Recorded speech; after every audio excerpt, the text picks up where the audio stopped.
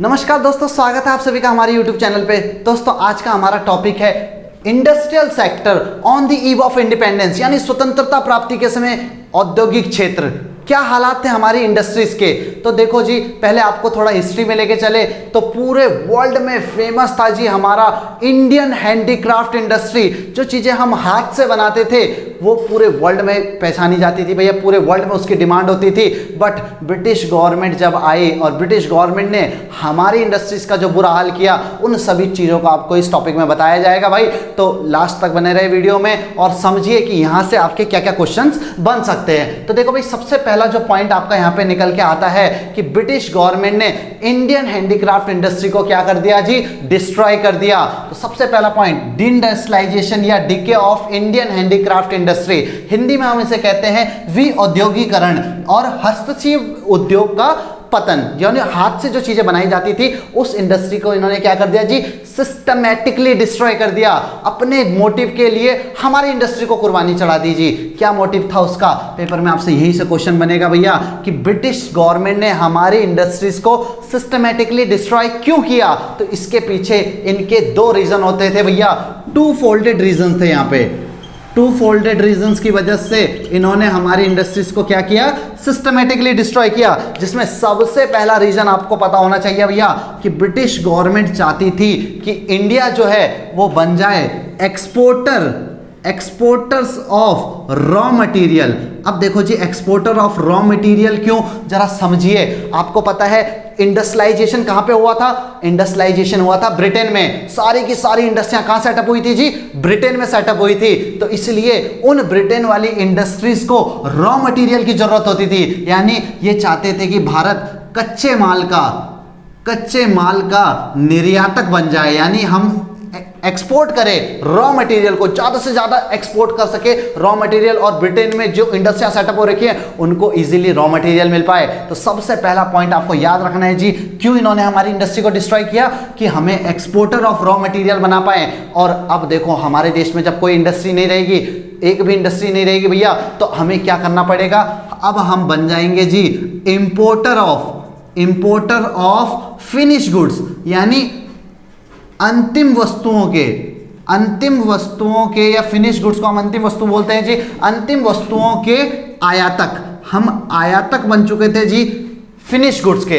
अब हमारे देश में खुद सोचो यार, कॉमन सी बात है कि एक भी इंडस्ट्री नहीं बची। अब जब एक भी इंडस्ट्री नहीं बचेगी भैया, तो सारे के सारे फिनिश गुड्स कहां से मंगाने पड़ेंगे, हमें ब्रिटेन से मंगाने पड़ेंगे। इसलिए ये चाहते ये थे कि हम एक्सपोर्टर बन जाए रॉ मटेरियल के, सारा कच्चा माल ब्रिटेन की इंडस्ट्री के लिए दें, और वहां से जो तैयार माल बन करके आएगा उसके लिए भी तो एक मार्केट चाहिए। तो वो मार्केट कहां है जी, ये importer of finish goods. India को वो चाहते थे कि ये इंडिया एक ऐसी मार्केट बन जाए उनके लिए जहां पे वो अपने प्रोडक्ट को ला करके इजीली बेच सके। तो सबसे पहली पॉइंट आपको याद रखनी है जी, डी इंडस्ट्रियलाइजेशन। आपका यहाँ पे जो क्वेश्चन बनेगा वो रीजन एसर्शन के ऊपर बेस बनेगा। एसर्शन एक दिया जाएगा, एक फैक्ट आपको दिया जाएगा, उसका रीजन दिया जाएगा। तो आपके पास एसर्शन आएगा कि ब्रिटिश गवर्नमेंट ने इंडियन हैंडीक्राफ्ट इंडस्ट्री को सिस्टमैटिकली डिस्ट्रॉय किया।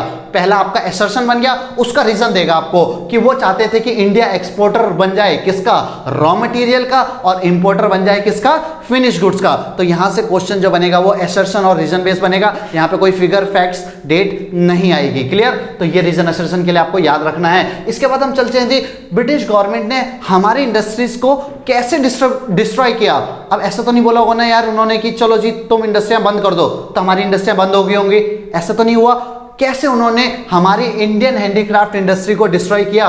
तो क्वेश्चन लिख लेते हैं, how do they destroy Indian handicraft industry. Indian handicraft industry को इन्होंने कैसे डिस्ट्रॉय किया, ये क्वेश्चन है आपके सामने। तो कुछ तरीके अपनाए होंगे, कुछ मेथड्स, मेजर्स अपनाए होंगे जिससे इन्होंने हमारी हैंडीक्राफ्ट इंडस्ट्री को क्या किया जी, डिस्ट्रॉय किया। तो क्या थे वो मेजर? इसमें सबसे पहला मेजरमेंट बनता है आपका टैरिफ पॉलिसी। टैरिफ पॉलिसी कैसी tariff policy? Discriminatory tariff policy का मतलब है यहां पे विभेदीकृत। इन्होंने जो टैक्स पॉलिसी अपनाई यहां पे, ये एक डिस्क्रिमिनेटरी टैरिफ पॉलिसी थी। अगर आपसे क्वेश्चन पूछ लिया कि भैया ब्रिटिश गवर्नमेंट ने हमारी हैंडीक्राफ्ट इंडस्ट्री को कैसे डिस्ट्रॉय किया, तो वहां पे आपको चार ऑप्शन मिल जाएंगे और सबसे अच्छा जो इसका आंसर होगा वो होगा भाई discriminatory tariff policy. British government ने यहाँ पे टैक्स पॉलिसी अपनाई। उन्होंने क्या किया, इंडिया से जितना भी रॉ मटेरियल जाएगा और जितना भी ब्रिटेन से तैयार माल आएगा, फिनिश गुड्स जितना भी आएगा, इस अपनी चीज पे तो कोई भी टैक्स नहीं लगाया। यानी जो चीजें उनकी थी उस पे टैक्स को खत्म कर दिया। बट जो इंडियन हैंडीक्राफ्ट गुड्स थे, इंडियन हैंडीक्राफ्ट गुड्स पे इन्होंने क्या किया, हैवी टैक्स इंपोज किया, बहुत ज्यादा टैक्स लगाया।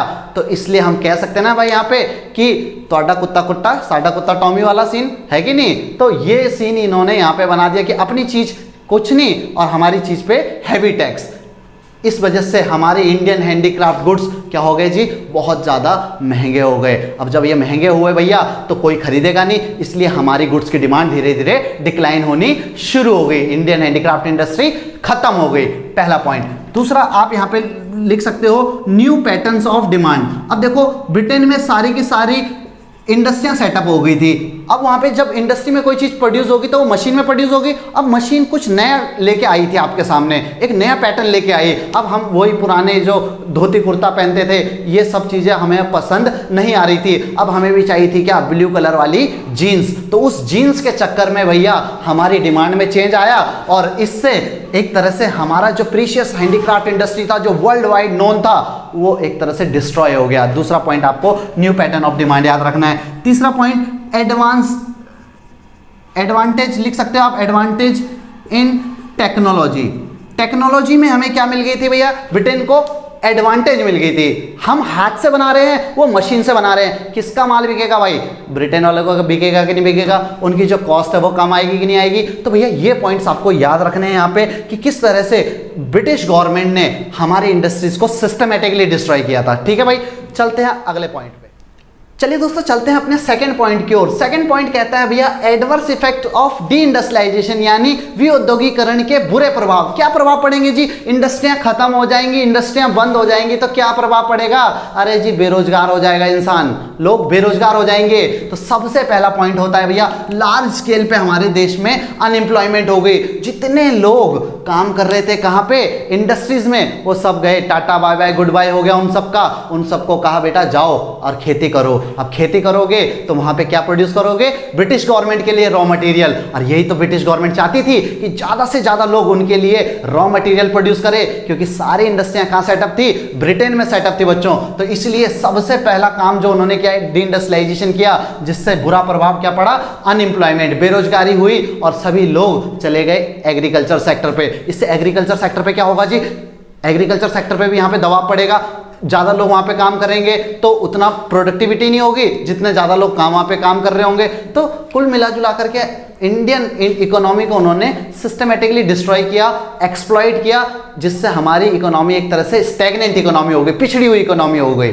सेकेंड पॉइंट, अब देखो जी एक भी इंडस्ट्री नहीं रहेगी इंडिया में तो क्या होगा, सारा का सारा माल कहां से मंगाना पड़ेगा, ब्रिटेन से मंगाना पड़ेगा। इसलिए जो सेकंड पॉइंट बनता है इंपोर्ट्स ऑफ फिनिश गुड्स, यानी तैयार माल को हमें क्या करना पड़ा, वहां से मंगाना पड़ा, आयात करना पड़ा। ये सेकंड पॉइंट है जी। इंडिया में कोई भी इंडस्ट्री नहीं थी, अब सारा का सारा तैयार माल ब्रिटेन भरोसे कि ब्रिटेन देगा, तो एक तरह से हम दूसरे पे डिपेंड हो रहे थे। अब यही तो एक प्रॉब्लम होती है कि इकोनॉमी में कभी किसी पे डिपेंड नहीं होना चाहिए। आप लोग अपने घर वालों पे डिपेंड हो, उनकी बातें मानते हो, सेम यही इंडिया के हालात हो जाते थे फिर उस टाइम पे। तो भाई सेकंड पॉइंट है adverse effect of deindustrialisation की, उसके क्या बुरे प्रभाव पड़े। इन दो बुरे प्रभावों को आपको यहाँ पे याद रखना है। ये भी क्वेश्चन बनेगा तो रीजन एसर्शन के ऊपर बेस बनेगा, इसमें वैसा कोई क्वेश्चन नहीं बन पाएगा। ठीक है जी।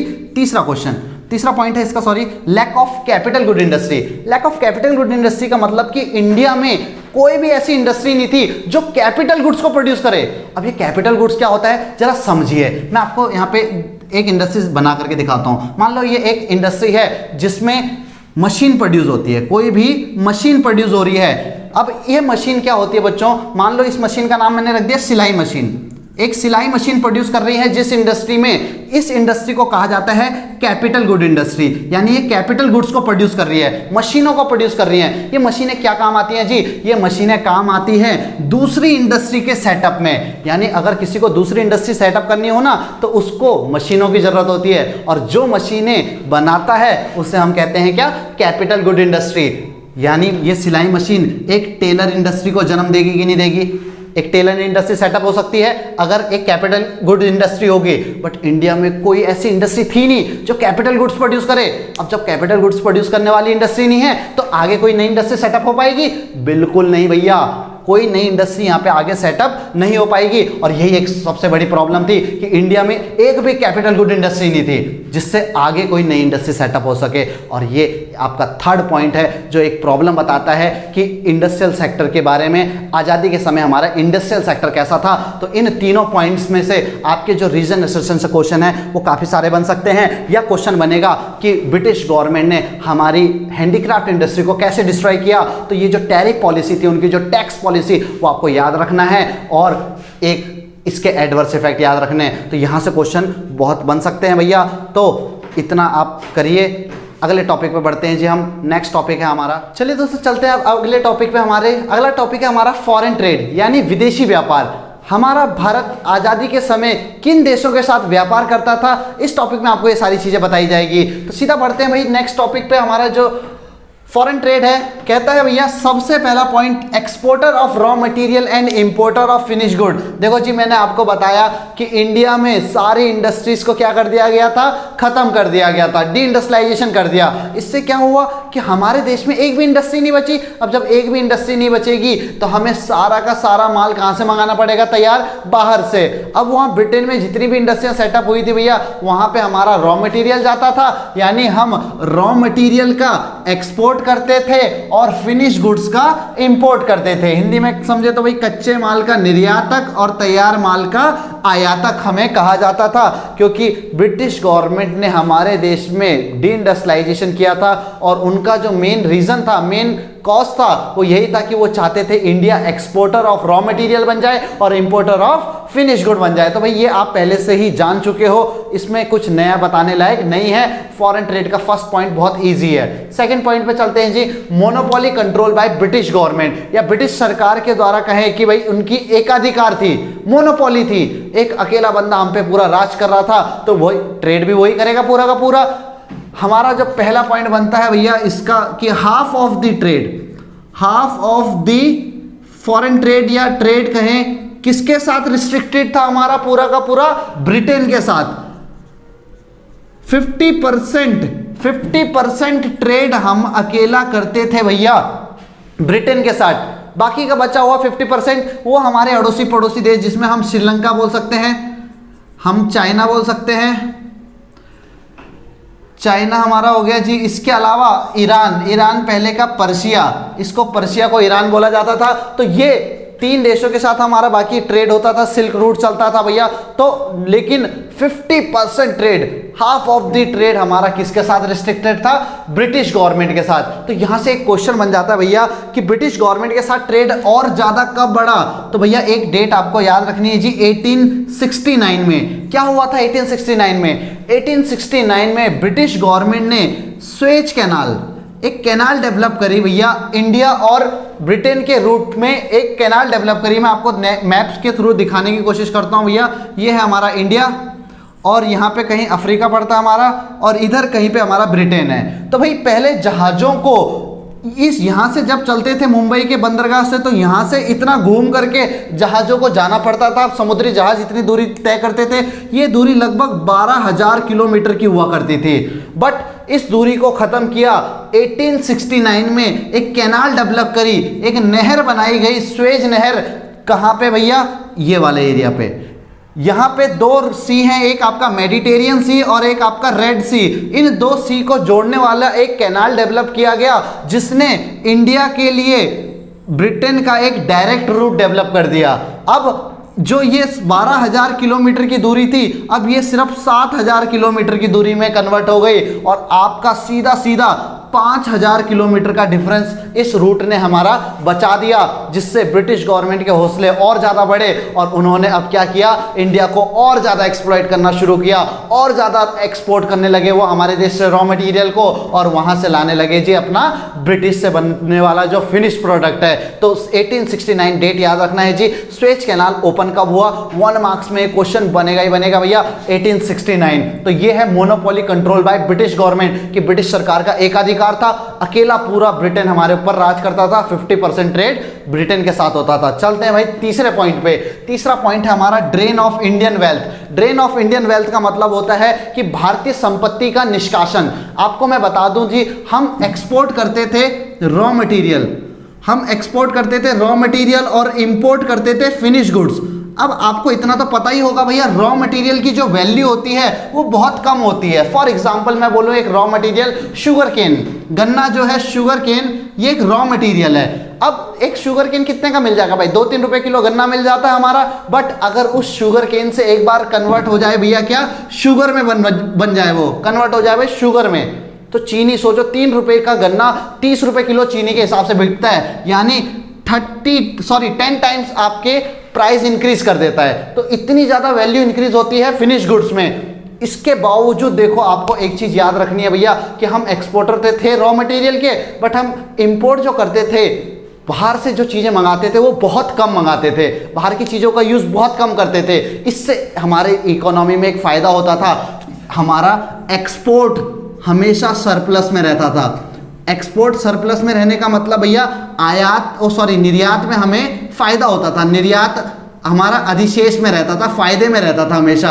अब देखो जी कितना एक्सपोर्ट सरप्लस होता था। आजादी के समय हमें 30 करोड़ का एक्सपोर्ट सरप्लस होता था, यानी हमारा एक्सपोर्ट एक्सेस करता था इंपोर्ट से। आपको मैं एक्सपोर्ट और इंपोर्ट का अमाउंट भी बता दूं तो 403 करोड़ के करीब हमारा एक्सपोर्ट होता था और 373 करोड़ के करीब हमारा क्या होता था भैया, इंपोर्ट होता था। तो ये जो 30 करोड़ का डिफरेंस है, इस डिफरेंस की वजह से हम हमेशा सरप्लस में रहते थे, यानी कच्चा माल बेचने के बावजूद हम पे पैसा ज्यादा होता था। और आपके लिए एक और दुख की खबर है कि भैया जो 30 करोड़ रुपए आपको एक्स्ट्रा बचते थे वो कभी हमारे यूज में नहीं आते थे। तो ये एक बहुत बड़ी विडंबना थी भारत की कि हमारे पैसा होने के बावजूद वो हमारा नहीं होता था। क्यों? ब्रिटिश गवर्नमेंट इसको अपने एडमिनिस्ट्रेशन पे खर्च कर देती थी जी। जितनी उनकी सेना है, अपना पूरा देश पे शासन चला रहे हैं जी, एक जगह से दूसरी जगह को सेना को ट्रांसफर करना है, एडमिनिस्ट्रेशन सेटअप करना है पूरा,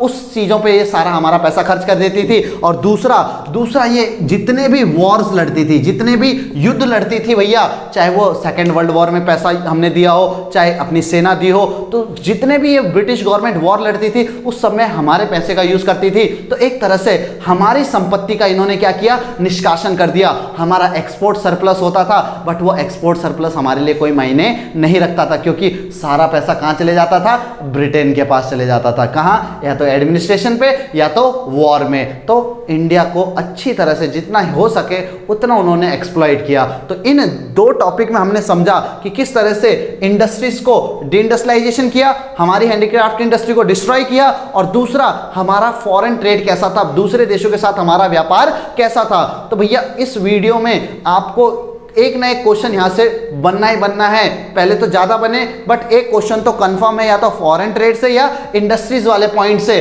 तो भैया इस वीडियो को ज्यादा से ज्यादा लोगों तक शेयर कर दो भैया, पूरी मेहनत कर रहे हैं आपके लिए, तो आपका भी इतना सा फर्ज बनता है कि भाई आप इस वीडियो को अपने दोस्तों तक पहुंचा सकें। और पहले तो भाई आप लोग खुद ही इस वीडियो के मदद से भाई अपनी नॉलेज को इंक्रीज करें, और फिर आपके लिए अब हम धीरे धीरे भैया क्वेश्चन सेट भी लेके आएंगे। संडे आपके लिए एग्जाम सीरीज भी चलाएंगे भैया, कि आप प्रैक्टिस कर सको, 1 मार्क्स के क्वेश्चन की ज़्यादा से ज़्यादा प्रैक्टिस कर सको। तो भाई आज की सेवा हम यहीं पे समाप्त करते हैं, मिलते हैं आपको नेक्स्ट लेक्चर में। तब तक के लिए आप सभी का धन्यवाद, बाय बाय।